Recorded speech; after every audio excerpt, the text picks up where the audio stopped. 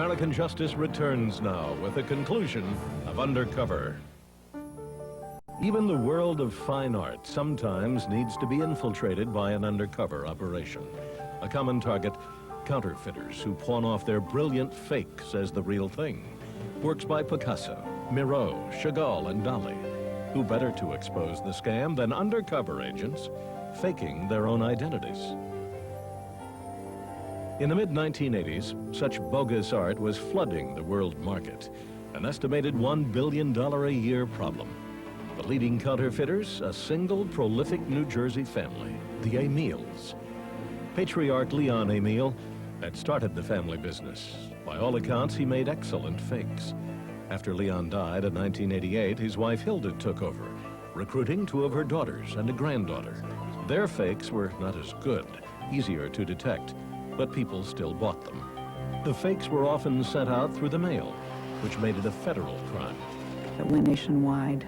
Distributors in the Midwest and on the West Coast, galleries selling the counterfeit pieces for as high as $50,000 a piece, when they would probably have a face value of $50 or less. The post office suspected the Emils, but had no solid evidence, so they began Operation Bogart, as in bogus art. Undercover postal agents purchased fakes from corrupt distributors, one of whom was captured on tape, complaining about the poor quality of forged Miro signatures. I was hysterical laughing, man. I mean, it's so different, it's almost a joke, and you forget what the real ones look like. One key to Operation Bogart was a real art dealer, Nancy Drysdale of Washington, D.C.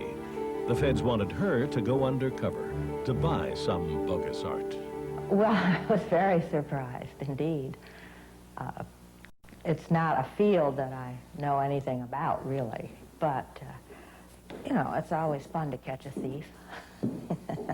On August 28, 1990, Drysdale met an Emil distributor in her gallery. Drysdale examined some prints and then picked out items she'd been told beforehand to buy.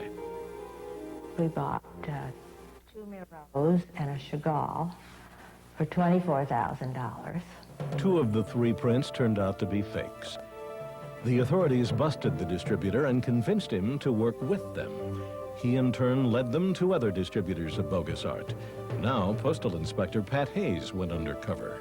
The ruse was that I was a new gallery owner, just starting out, who had a wealthy husband that had some money to spend on starting up a gallery. She was an easy target.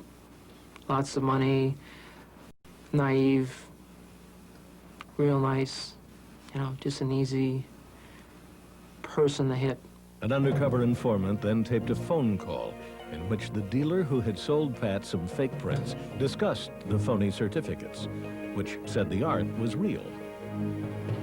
I guess Pat, she got her certificate. She called and told me. Okay. Chris did them last week. Mm-hmm. Quite frankly, one of them we fudged up because I couldn't find on it.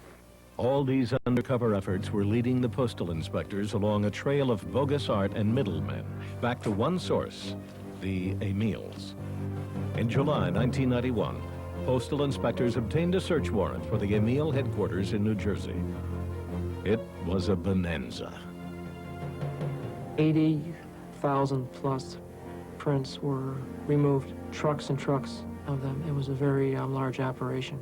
In fact, the biggest art ring ever broken. Hilda Emil died before trial, but her 2 daughters and granddaughter were convicted. Undercover investigations such as Operations Bogart, Green Ice, and Greylord have all the elements of high drama and intrigue. Intrepid agents going one-on-one with the criminals to make the bust. But there are concerns about the morality of this kind of secret police work. There's an issue about trust in society and what kind of a society we want to become. Certainly with far more extensive and invasive police surveillance and investigative tactics, we might have less crime, but we would also be a much more fearful society, a less free society. So I think these tactics, apart from any case, raise the broader issue of where are we heading and where do we want to be heading. Big Brother is watching you. The classic line from George Orwell's novel 1984 painted a terrifying picture of a police state where the government sees and hears everything. Undercover operations can evoke those same fears. When cops and federal agents act as crooks, soliciting hookers, laundering money, bribing judges, and buying phony art, we give American justice the tools and the right to spy on us, in order, of course, to keep us safe. In the end, our fear of crime seems to outweigh our fear of being watched. I'm Bill Curtis. Thanks for joining us here on A&E during Premiere Week. We'll be back next week with another episode of American Justice.